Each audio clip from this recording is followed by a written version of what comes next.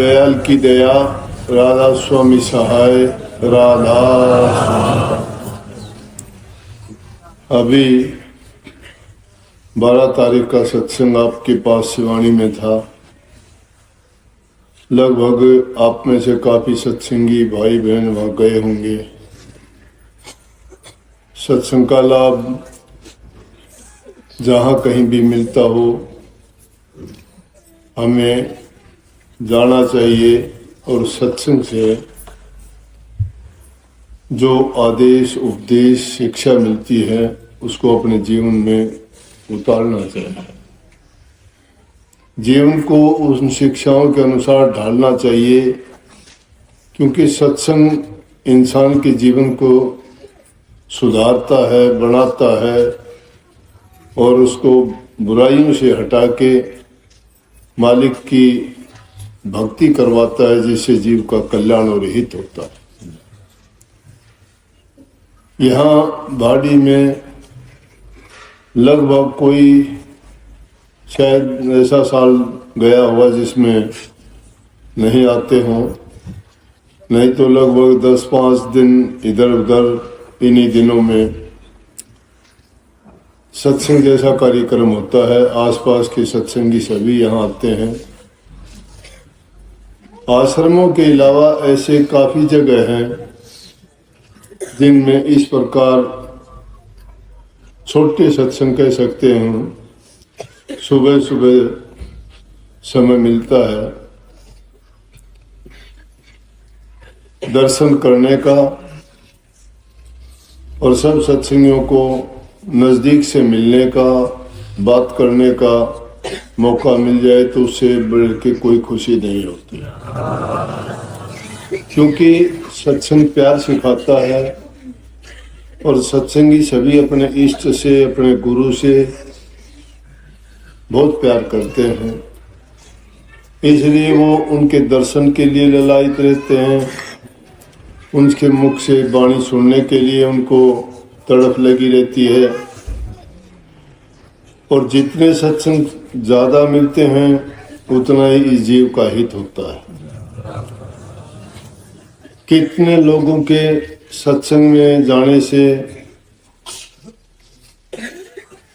घरों में सुधार हुआ, कितने लोगों ने शराब छोड़ के भक्ति के रास्ते पे लगे,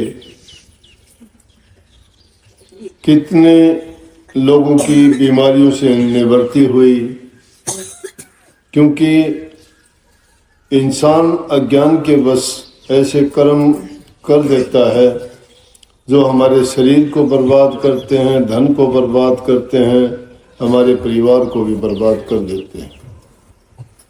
शरीर में रोग बीमारी लग जाती हैं, काम करने की शरीर में क्षमता नहीं रहती, गरीबी आ जाती है, आदमी झूठ का, कपट का, बेईमानी का सहारा लेता है या कोई और गलत रास्ते चल पड़ता है,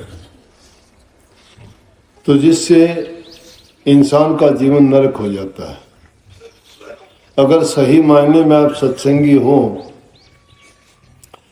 अगर तुम नाम लेके चाहे नाम का सुमरण ना करते हो, ध्यान ना करते हो, लेकिन फिर भी जो बुराइयां हैं वो अगर छोड़ दी हैं तो भी आपके घरों में स्वर्ग जैसा हाल होगा। आपसी प्रेम होगा, बूढ़े बुजुर्ग माँ बाप की सेवा करोगे। और यही सत्संग हमें सिखाता है कि अपने बड़ों का सम्मान करो, माँ बाप सास ससुर की सेवा करो, सबके साथ अच्छा व्यवहार बर्ताव करो, जबान से किसी को कड़वा ना बोलो, मीठा बोलो, क्योंकि बुरा बोलने से इंसान को बहुत बड़ा दर्द, तकलीफ, पीड़ा होती है और उस चीज को इंसान भूलता नहीं है कभी। जबान में रस होता है, इसी जबान से तुम अगर मीठा बोलते हो तो दुश्मन को भी अपना बना लेते हो। महापुरुषों ने जैसे फरमाया है कि कागा किसका धन हड़े, कोयल किसको दे, जी बढ़िया के कारण जुग अपना कर ले।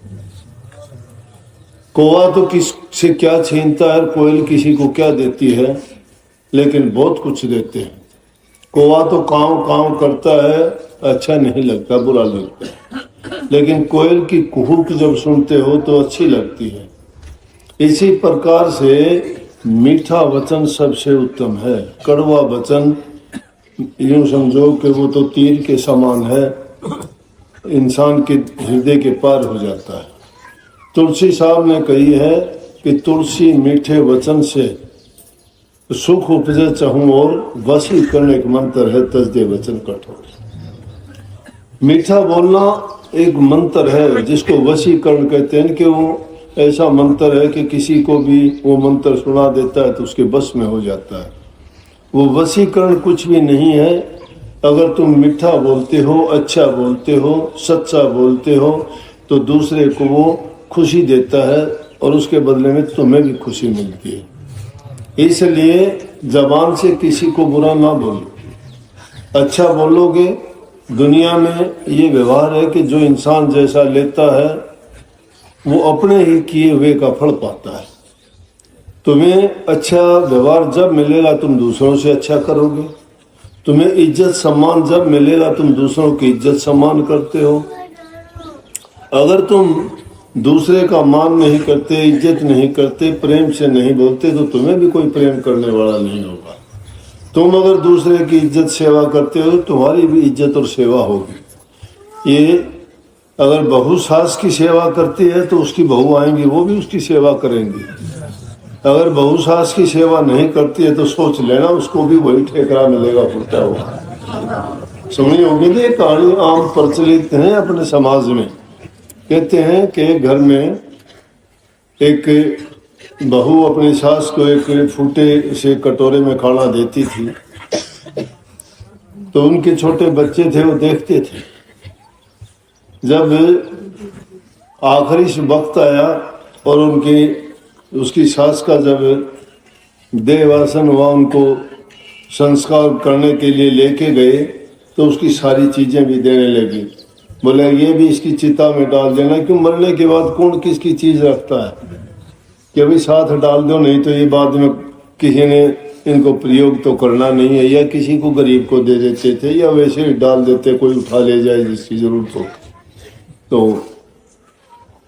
जब सारी चीजें दे दी तो उसके छोटे जो बच्चा था उसने उसको कटोरे को रख लिया, एक जो जिसमें खाना देती थी। बोले बेटा इसका क्या करेगा, ये भी दे दे, तेरी दादी इसमें खाना खाती थी। बोले माँ इसकी जरूरत पड़ेगी आपको। बोले मुझे जरूरत क्यों पड़ेगी। बोला तुम भी तो अपनी सास को इसमें दिया करती, कल को तेरी बहू आएगी वो तेरे को भी इसी में देगी। इसलिए जो आदमी अच्छा करता है उसको परिणाम अच्छा ही मिलेगा। बच्चों को अच्छी शिक्षा दिया करो, अच्छी अच्छी उनको बातें सुनाया करो, महापुरुषों की, संतों की। पुरानी हमारी गाथाएं बहुत हैं, महाभारत है, रामायण है, कितनी कितनी अच्छी कहानियां हैं। उनसे बच्चों का चरित्र का निर्माण होता है। अगर हम बच्चों को सही शिक्षा नहीं दे पाते हैं तो बच्चे भटक जाते हैं। अब मैं देखता हूँ कि छोटे छोटे बच्चे इतना प्यार करते हैं, मुझे जाके कहते हैं कि जी इस बार हमारे घर चलना पड़ेगा, जरूर आइए, आना पड़ेगा। वो एक तो ऐसा है यहाँ साथ में ही गाँव है उस लड़के का, उसके कितने साल हो गए, उसका दूसरा कोई मतलब नहीं। बोला हमारे घर कब होगा, हमारे घर कब आओगा। उसके बोलने में ही हमें अच्छा लगता है, चाहे उसके घर जाओ या ना जाओ। और सब जानते हैं उसको। बोला जी उसको देखते ही कह देते हैं वो आ गया। प्यार एक बहुत अनोखी चीज है। प्यार इंसान के जीवन में ऐसी चीज है जो उसको सब कुछ दे देती है। सारी धन से कोई अमीर नहीं होता, कभी सोचते हो। ये तो हर पापियों दुष्टों के पास भी हो जाता है। चरित्रवान और अच्छे और नेक इंसान मिलना बड़े मुश्किल है। अगर अच्छे इंसान मिल जाएं जो चरित्रवान हो, सच्चे हो, दिल के मीठे हो, जवान के, तो ऐसे इंसान अगर मिल जाए तो समझो कि उस आदमी का बड़ा भाव, ऊंचा भाव। इसलिए हमें बच्चों को कोई चीज देने की जरूरत नहीं, उनके लिए धन इकट्ठा करने की जरूरत नहीं। ये ना सोचो उनके लिए बिल्डिंग, कोठी, महल बना दे, नहीं, गलत है। उनको अच्छी से अच्छी शिक्षा दे दो, अपने जीवन में वो सब कुछ कर लेंगे अपने आप। लेकिन अगर उनको अच्छा चरित्रवान नहीं बनाया और उनको सही शिक्षा नहीं मिली, सही अच्छे संस्कार नहीं मिले, तो उनका जीवन से कितने भी कोठियां दे देना, गहने रख देंगे, बेच देंगे जमीनों को, लोगों से कर्जा ले लेंगे, नाम को वंश को बदनाम कर देंगे। और जो चरित्रवान होगा वो तो क्या एक चीज का हजारों लाखों दूसरी बना देगा। हमारे शास्त्रों में कहा धन इकट्ठा करने की कपुत्र के लिए जरूरत नहीं है, और सपुत्र को धन की जरूरत ही नहीं है। कपुत्र तो उसको उड़ा देगा, जुआ खेलने में, उल्टे सीधे काम करने में, किसी नशे में लग जाएगा, झगड़े मुकदमों में पैसा लग जाएगा। लेकिन सुपात्र अगर होगा वो सारे के सारे अच्छे काम करेगा। इसलिए जो देने वाली शिक्षा है, बच्चों को अच्छी शिक्षा दो। आप सत्संगों में लेके आते हो, जवान बच्चे अभी से सीखते हैं। सत्संग में जाने से उस बुरी आदत की तरफ बिगड़ने का समय छोटे बच्चों का ही होता है। 12-14 साल के बच्चे संग बिगाड़ता है, बुरी संगति में ना बैठने दिया करो। उनको देखा करो कि वो किन बच्चों के साथ बैठता है, क्या सीखता है, क्या करता है। उनकी प्रवृत्ति खेल में लगाओ, सत्संगों में लगाओ, महापुरुषों की कहानियां सुनाओ, तो समझो कि तुमने उनका सब कुछ कर दिया। भक्ति मुश्किल नहीं है, भक्ति तो बहुत आसान है। चरित्रवान होना बड़ा मुश्किल है। अगर अच्छा चरित्र वाला इंसान होगा, भक्ति तो है उसके पास, सब कुछ है उसके पास। जिनके विचार पवित्र है, जो सत्य के रास्ते पर चलता है, सत्य ही परमात्मा है। क्यों बोलते हो मरता है जब इंसान, कि सत्य बोले गत है। वो सत्य जिंदगी भर शुरू में ही सत्य बोला करो ना, गत अपने आप हो जाएगी। और अपने सब जानते हैं, सब बोलते हैं, अपने समाज में बोलते हैं ना, जब मुर्दे को लेके जाते हैं क्या कहते हैं, राम नाम सत्य है, सत्य बोले गत है, सत्य बोले गत है। तो सत्य को ही अपना लो, गति अपने आप हो जाएगी। राम नाम उसी में है, राम नाम में हमारे अंदर रम्या हुआ है। उस रमे हुए को, सत्य को जानने और पहचानने के लिए सच्चे, मीठे और अच्छे बनो। सब कुछ तुम्हारे पास है। गुरु का काम होता है अच्छी शिक्षा देना, बुराइयों से बचाना, उनको प्यार सम्मान देना, और उनको इन सब बातों के अलावा फिर जरूरत होती है कि वो ध्यान करे, अभ्यास करे, मन को एकाग्र करे, प्रभु में ध्यान लगाए। जब उसके विचार पवित्र होंगे, शुद्ध होंगे, तो मिनटों में ध्यान लगेगा। इसलिए मैं कहता हूँ वो बहुत आसान है। ये कठिन तो ये है कि इंसान चरित्रवान बने, उसमें बड़ा टाइम लगता है, क्योंकि आदमी बैठते हुए देर नहीं लगती। हमारे अंदर मन जो बैठा हुआ है बहुत चंचल है, वो उसमें इतनी चंचलता है कि वो मिनटों में बदल जाता है। जैसा हालात देखता है, बड़े बड़े ऋषि मुनि और अच्छे इंसानों के भी मन भटक गए, क्योंकि इस मन की चाल में जो फंस जाता है, ये रंग बदलता रहता है। कभी इंद्रियों के बस, कभी किसी स्वाद के बस होके, कभी इनके ख्यालात के बस होके, कभी किसी को देख के, कभी किसी की बातें सुन के, कभी वैसे ही अपने जीवन में अपने सोच, गंदी सोच के कारण। तो मन की चाल को समझते रहना चाहिए। जब भी कोई ऐसी बातें आती हैं तो उस वक्त में महापुरुष कहते हैं कि इसकी पहरेदारी और चौकीदारी करते रहो, ये भटकने ना पाए।